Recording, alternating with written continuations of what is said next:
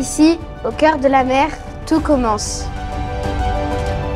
Moins de pollution, plus de vie dans l'océan. Observer pour préserver. Avec Nolan, Charlie et Juliette, nous cherchons à mieux comprendre les océans.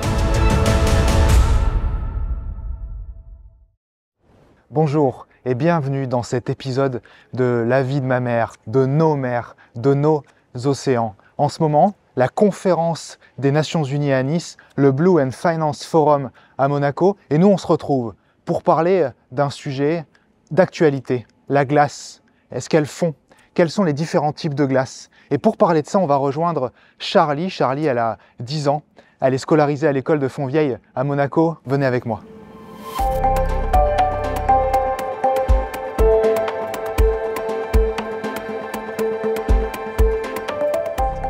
Bonjour Seb. Coucou Charlie, ça va? Et toi? Très bien. Très content de te retrouver là, sur ce toit du musée océanographique. J'ai une petite question, une petite colle pour toi. C'est même une petite expérience. T'as vu ce verre? Oui. Il est plein à ras-bord, il y a des glaçons. Est-ce que tu penses quand les glaçons seront complètement fondus, ça va faire déborder le verre? Bah oui. Eh ben non. En science, on appelle ça la poussée d'Archimède. Et en fait, tout corps plongé dans un liquide, quand il fond, il ne fait pas monter le niveau de ce liquide. C'est une idée reçue. Les gens pensent que quand la banquise fond, elle fait monter le niveau de la mer. Et ben là, tu vois, quand les glaçons vont fondre, ça va jamais faire déborder ce verre. D'accord.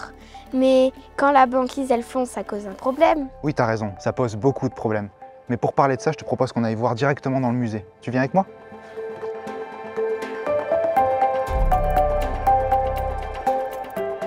Je voulais t'emmener dans cette salle, Charlie, parce qu'il y a des animaux assez incroyables. Cet ours polaire naturalisé, tu le vois? Oui.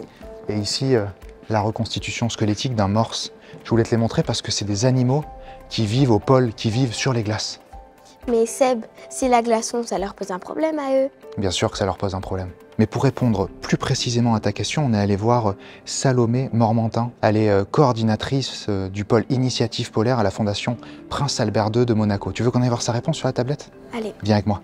Les ours polaires vivent actuellement sur la banquise du pôle Nord, c'est-à-dire sur une eau de mer gelée qui flotte sur l'océan. À cause du changement climatique, cette glace fond et devient de plus en plus fine chaque année. Ces ours polaires vivent, chassent, se nourrissent et se reproduisent sur cette glace. Que vont-ils faire avec cette glace qui fond? Les ours polaires sont des animaux très intelligents qui savent s'adapter. On en retrouve par exemple de plus en plus sur la terre ferme, comme au Groenland ou au Canada, où ils vont pouvoir vivre de nouveau. Ils vont aussi apprendre à nager plus longtemps pour pouvoir aller chasser dans la mer de cette terre ferme. Mais s'adapter, ce n'est pas facile. Et c'est pour ça qu'on travaille tous ensemble pour faire en sorte d'atténuer ce changement climatique et de garder le plus longtemps possible cette glace, cette banquise où vivent les ours polaires. Seb, c'est super triste pour ces animaux. Mais alors, la glace qui fait monter le niveau de la mer, elle vient d'où? Il y a des glaces qui la font augmenter et d'autres un peu moins. Salomé a une réponse pour nous, on retourne voir ça?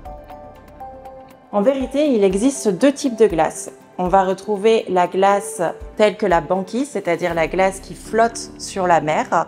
Cette glace est faite d'eau salée et quand elle fond, elle ne va pas faire monter beaucoup le niveau de la mer. Par contre, on va retrouver la glace de nos glaciers, de nos montagnes ou alors du Groenland et de l'Antarctique. Cette glace est faite d'eau douce. Elle est sur la terre ferme et quand cette glace fond, l'eau va s'écouler vers l'océan et va en effet faire monter le niveau de la mer. C'est en effet un peu comme si on avait oublié de couper le robinet de son bain. C'est pour ça que la fonte des glaces a des conséquences sur le monde entier, notamment des villes côtières comme Monaco et Nice. Du coup, les côtes de Monaco, elles peuvent changer? Exactement.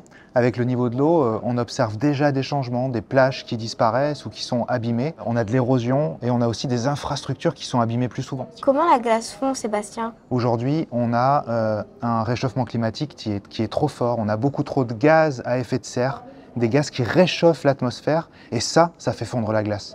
Tu sais ce qu'on peut aller faire là? On peut remonter voir notre verre plein de glaçons pour voir s'ils ont fondu et si ça a fait déborder le verre. On va voir ça? Allez, viens.